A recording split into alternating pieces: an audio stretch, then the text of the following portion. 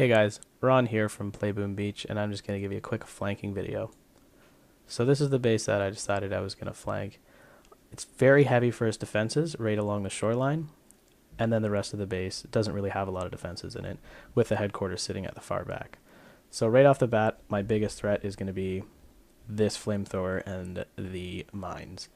So I'm going to drop a barrage down, which will hopefully take out all the mines and kill the flamethrower.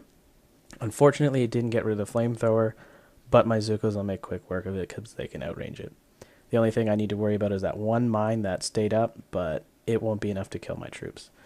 So I'm going to drop all my troops, take out that building to the side, and the flamethrower quickly, then send my troops up into the woods. Now, once they're in the woods, I'm passing everything, all of their machine guns, the mortars, the boom cannons. The only thing I'm really going to have to worry about is the two sniper towers that are fairly close to the headquarters. So I'm sending the troops all the way up through the back, and I'm going to stop them right about here so I can get some more energy. With all of these bases around here and really no defenses except for that mortar, which won't do a lot, I can get some. So I've taken out most of those, but I want to quickly move my troops because I was afraid the mortar was going to take out some of my Zuccas. So I backed them up, sent them back in again, and they're just going to make quick work trying to finish off some of that so I can get enough energy to take down that far sniper tower, which would be a pain to try and get the headquarters because I'm going to have to go in range of the boom cannon and the mortar if I want to take it out.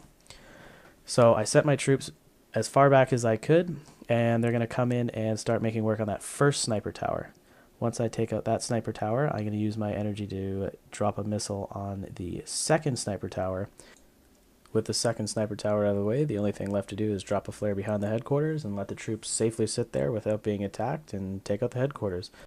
So this was a fairly easy flank. I ended up not even touching half the guy's base and came out with an easy win, didn't lose a lot of troops. So make sure when you guys are setting up your bases, you're really watching where you're putting your headquarters so this doesn't happen to you.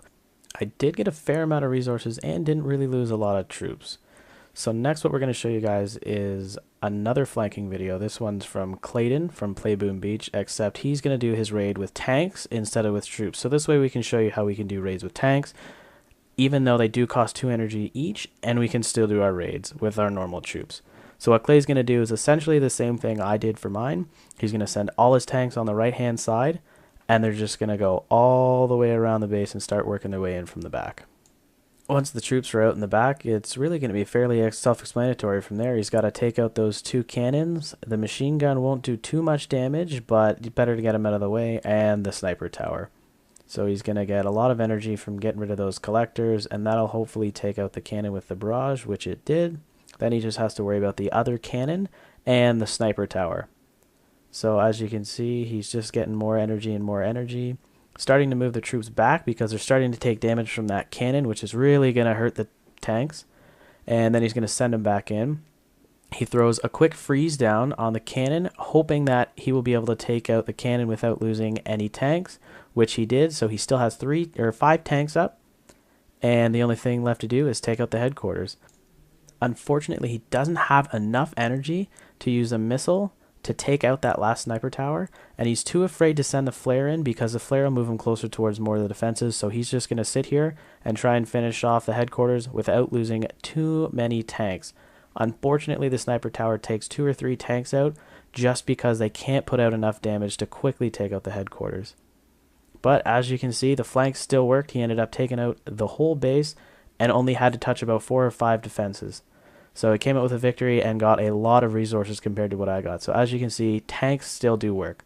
So thanks a lot for the view, guys. Don't forget to rate, comment, and subscribe.